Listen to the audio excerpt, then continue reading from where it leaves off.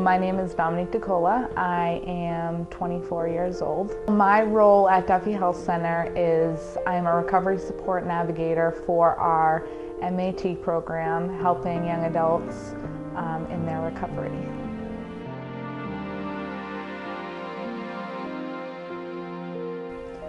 So my story is a lot like my clients' stories, and that's why I'm here. I grew up, I'll kind of give you the short version, but I kind of grew up in a place where I was really exposed to addiction, and by the time I had graduated high school, I was fully addicted to opiates, and I got help by the grace of God, and I went to treatment, and I moved down here to Cape, and I just never left. And I knew after I got a few years clean, I knew that this was my mission in life, that I wanted to help young addicts in recovery. I wanted to help people in recovery. One, because the opiate epidemic, and two, because this is where my heart is, and if I can overcome this, anyone can overcome it. So here at Duffy Health Center, we do a peer-to-peer model. So I believe the reason why my position is so prominent here is because my clients are mostly my age. I serve from 16 to 25-year-olds. So I'm kind of like someone who's been through it. And I think for addicts, it's kind of important for us to relate to someone our own age, and it's important for us to see that recovery does happen this young. And I think that watching somebody that has gone through it succeed and overcome and come out on the other side is a huge hope shot for people new in recovery, and for kids that maybe don't know that recovery is possible. I believe my mission is to help addicts in recovery. I had gone through this, and I believe that if I can make the littlest of differences, or maybe I can get someone into treatment, or even I can just post something that can give them inspiration to seek treatment, or go inpatient or seek outpatient, and know that there is someone out there that cares. Because a lot of addicts feel as if I think we get this feeling we're not good enough, that we can't find recovery, and it's good to give people inspiration, saying that it is possible, and maybe that one little post can help somebody, or the phone call where you spend 20 minutes talking to them about how they can get help, or the resources available in our community or outside our community,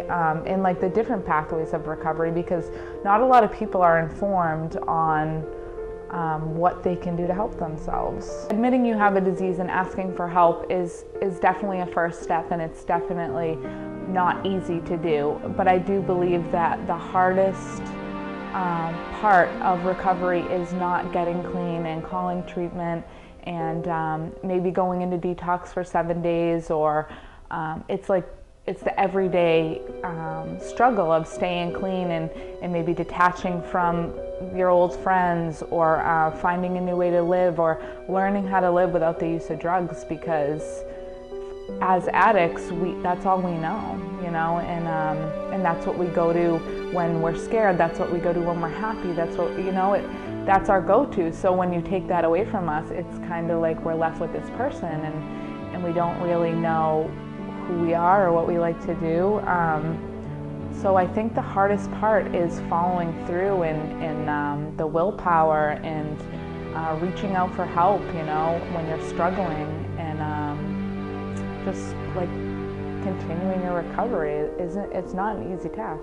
I am coming up on 6 years of recovery, January 18th. In the last 3 years, I have lost, last time I counted was a few months ago, and it was about 29 people. I've lost really, really close friends, and I've lost people that I've watched go through treatment, clients, people that I watch struggle in and out, and so I've lost a lot of people, and it's devastating, and I go to a lot of their wakes and funerals, and I'm in contact with a lot of their parents and their mothers, just checking in on them, giving them resources because they need it just as much. It's like a family disease, so the family needs it just as much as the addict does as far as support. I believe every day here at Duffy we make a difference. So whether that difference be in case management, behavioral health, medical, MAT, I believe that we really work as a team here, and I think that's the integrated care model is a reason why we are giving such good care, and why our clients continue to come back and they continue to say great things about us. And it's not because of the team, I mean it is because of the teamwork, but at the end of the day, every individual here really cares about our clients. Like we truly, truly care. Just for myself, working with the 16 to 25 MAT population, so Suboxone and Vivitrol, I have watched unbelievable things happen to these kids, and I've watched them get their lives back and licenses and go back to school and start full-time jobs when maybe they came in here broken and they couldn't even hold down a job. And they were taking the bus here, you know, and now they're getting cars, and there's like a light that comes back to them, and it's you can like see them, just the life come back to them. It's really like an amazing thing to watch. So I think it's like more an everyday success that we see, you know, and every client that walks through the door, and like the care we provide is really the best part of working here. Awareness is huge. Talking about it openly is huge with your kids, with your parents, with like making it not okay, but making it so people aren't afraid to ask for help, and breaking the stigma. Really, like being an addict is a shameful thing, but being an addict in recovery is what's the word I'm looking for? It's empowering, you know, and I think we need to lift up people in recovery and let them know that like you're doing the right thing, and show them that they're worth it, you know, and if they continue to do what they're doing in recovery, they got the world, you know. So awareness and talking about it openly, and educate yourself. That's like a huge thing for me, is like when people speak to addiction but haven't educated themselves fully on addiction. So do your research, you know. Not everyone has the same opinions about addiction, but I think that it's worth it to do your research and educate yourself on what addiction is and how, because it's affecting everybody. It's not just me, you, it's mothers, brothers, grandfathers, kids are growing up without parents. I think we really need to educate ourselves and reach out, you know, like if you know someone's struggling, tell them you can help them, and if you can't help them, reach out to somebody that can help them. So I come in the office and I'll usually go through our schedule. I'll check out what one of my patients has appointments. I can call or text them and remind them, listen, you have an appointment today. Are you all set with transportation? Do you need any help getting here? Is there a reason why you can't make it, and can we reschedule? And I make sure all the appointments are set for the day. And usually I have a few clients that come in the morning and then in the afternoon. And I have people texting me constantly, whether it be for resources, whether it be just to talk, because it's kind of like an open door policy with my phone, like call me whenever you need me, and I'll try to help you the best I can.